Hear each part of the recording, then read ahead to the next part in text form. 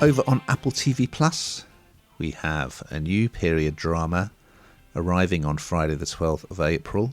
It's called Franklin, and here's a clip. Benjamin Franklin.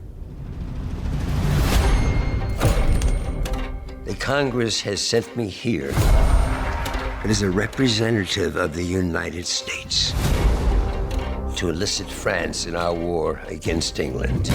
America requires men, money, and arms.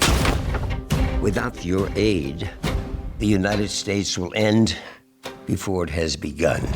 Well, not long ago, Hannah, we were talking about a famous episode in American history, the assassination of President Lincoln, and the hunt for the killer in the series Manhunt. Well, we've got another bit of American history here.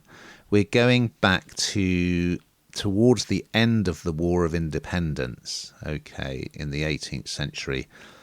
And the colonies, as they were then, are basically about to lose the war to Britain. They're running low on arms and manpower. So, Benjamin Franklin, played by the brilliant Michael Douglas, yeah, great to see him in this, is dispatched to France to persuade the French to send ships, arms, soldiers, and help them beat their great enemy, Britain. As with Manhunt, I thought, is this going to be a bit dry? But it's actually really good. Michael Douglas is great as Franklin, who's an interesting character because as well as being a statesman, he's also a scientist and had done a lot of experiments using electricity. So it's based on a book. What's quite nice is that Franklin, who arrives in France as a bit of a celebrity because of his scientific experiments, he takes his grandson, William Temple Franklin, played by Noah Jupe, with him. So they have quite a nice relationship. And the encounters with these French aristocrats and politicians and the king are really well done. And I've got to tell you, you will see the greatest powdered wig you have ever seen in a period drama. I'm not going to describe it. It's just absolutely hilarious and really well done.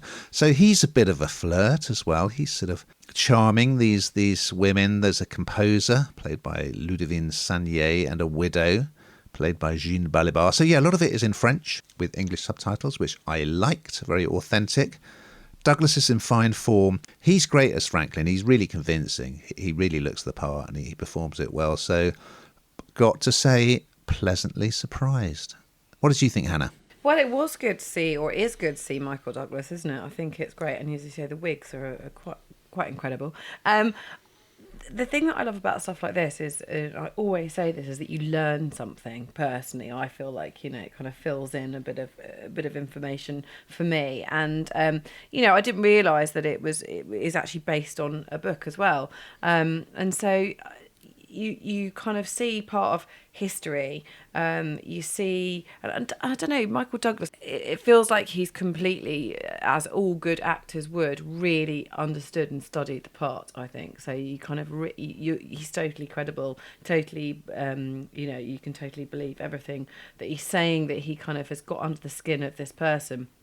And it's such a crucial point in Franklin's life as well, So it's a kind of, it's that moment in time where you see everything kind of come together, and so it's really, really dramatic in places. I am not a massive fan of subtitles. I just find it massively distracting. The children do it all the time. Just put subtitles on, even when it's in English, and we all understand it. It's so annoying, and I just find myself looking at them and nothing else. But I do concur with you on this occasion. It does make it feel authentic, and it is the right thing to do. But in the main, just putting it out there, I don't like them. Fair enough. And I should name check a couple of English stars in this one. You got Danny Mays playing a doctor, and the wonderful Eddie Marsan playing the future American president, John Adams.